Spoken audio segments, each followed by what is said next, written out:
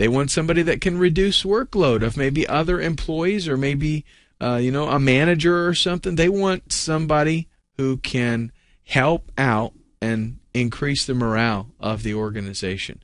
They want somebody that can improve customer relations. This is a big one. They want, everybody to love them as a company. Again, they're not concerned with you as an individual. They want somebody that's going to help the company. If you have fooled yourself into thinking that the hiring manager of a company is concerned about your career, guess what? It's time to wake up. They're not. They're concerned about the company because that's what's going to make them look good. If they hire somebody that can improve the company on these points, that's going to make them look good in the eyes of their boss.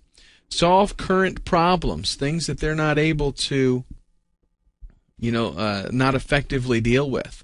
Maybe there is a weakness with the sexual harassment issues, and they're not able to, they don't know exactly what to do. So if you have dealt with that in a company somewhere, that's the kind of thing that you want to show them, that you have solved problems and benefited the company. Streamline processes. People that can do this, they can get products created more quickly, more inexpensively, and a lot of times even increase quality and consistency. That's the kind of stuff that they're looking for. Again, for the company. In fact, every one of these issues, if you read through these issues right here, can you pick one out that says me, me, me? No.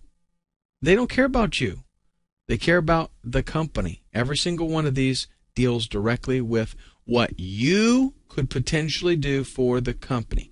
So if you can address these problems, if you can show and demonstrate in your resume that you were able to increase profits for another company, or reduce workers' workload, or solve some problems, or streamline processes, if you can demonstrate that, then you're the one that they're looking for. Don't write your resume to make yourself look important. I see that all the time. People want to look big. Maybe they want to impress their friends. That's not the job of your resume. If you want to impress your friends because you got all kinds of credentials, I even did this one time.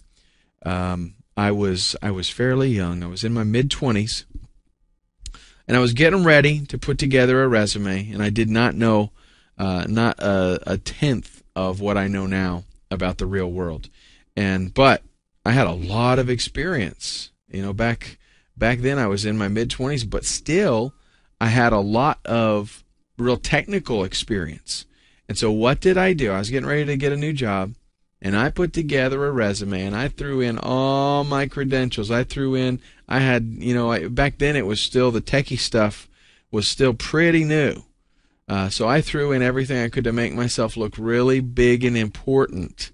And what did that get me? Not much of nothing. Don't write your resume to get a higher paying job. If you sit down and the goal that you've got is, I want to get paid as much as I possibly can, you're not going to get anywhere with your resume. That can't be your mentality. Your mentality has to be, I am creating this resume to teach these people about me so that they know what I'm capable of, what I have done, and what I can potentially do for them.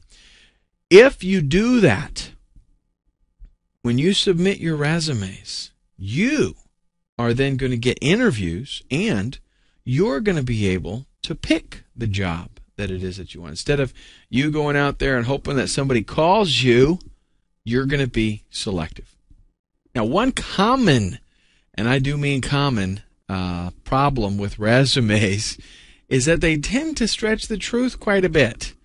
Like I said earlier, they used to teach us, at least they did, in the resume classes that I went to, they'd tell us if you had any experience with anything, you put it on your resume.